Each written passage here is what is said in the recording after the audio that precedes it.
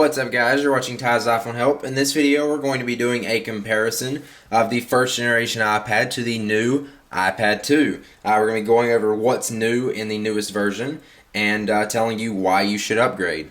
So first off, it is all about design. The new iPad is so much thinner, it's sleek, it's just got a great feel to it. And it looks really nice and feels great in your hand. So first off, the first generation iPad is actually 13.4 millimeters thick compared to the second generation iPad, which is only 8.8 millimeters thick. And you can definitely see the difference on that. I will hold these up together. So you can definitely see that they are a lot thinner. And actually, as Apple advertised, the new iPad 2 is actually thinner than the iPhone 4. You can see that there. It's not much thinner, but it is definitely thinner than the iPhone 4, which like actually really amazes me that they can do that. Along with the thinner design, we've also got a new curved design, so it kind of feels a little bit better in your hand. I noticed that when I first picked it up compared to the first generation iPad, where it's more squared off. Ignore the Joker decal.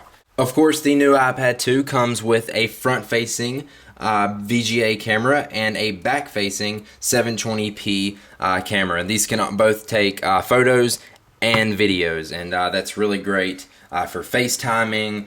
You've got iMovie, and you even got photo booth compared to the first generation iPad where you can't do any of those. So you're going to get some really great video editing. You'll be able to chat with your friends and take some really great pictures with the new iPad compared to the first generation where you can't. So both iPads are the same price, except now you can get the first generation for actually $400 brand new from Apple, or $350 refurbished. All the same models, all the same gigabytes in size, but now you can actually get it for AT&T and Verizon if you choose the 3G model. I myself actually got the Wi-Fi 16 gigabyte white model. But now let's talk about specs, what the actual geeks really look forward to. So the first generation iPad has a 1 gigahertz Apple A4 processor, whereas the new Apple iPad 2 has a 1 gigahertz dual-core A5 processor, so it's definitely a lot faster. You're going to get 9 times faster graphics on this thing. You're going to get 2 times the CPU, and with the iPad 2, they added in a 3-axis gyroscope, which will make for some great games. I'm really excited to see what comes of that. So that's what's new in the second generation iPad compared to the first generation. Now, why would you want to upgrade to the iPad 2? Let's talk about that. Well, first off, if you want to video chat with your friends, this is definitely going to be a great device for that. If they have an iPhone, iPod Touch, or Mac, because this is definitely great for FaceTiming. I'm really excited to try video editing on this device because we now have iMovie for only $5. I will of course have a review on that soon. So you've got portable video editing on the fly. You've got a new thinner, sleek design, which a lot of people didn't like in the first generation iPad because they thought it felt a little bit heavier. The weight difference isn't actually much. It's actually like in grams, so you're not really going to be able to tell a weight difference. But I'm definitely going to tell you that this one does feel a lot better in your hand with a new design. Of course, you can now get the iPad in 2 different colors on the front. The white actually looks a little bit weird. I thought I would prefer the white, but I actually think I prefer the black. But of course, you can get black on the iPad 2, so that's no problem, and that's really just your personal preference.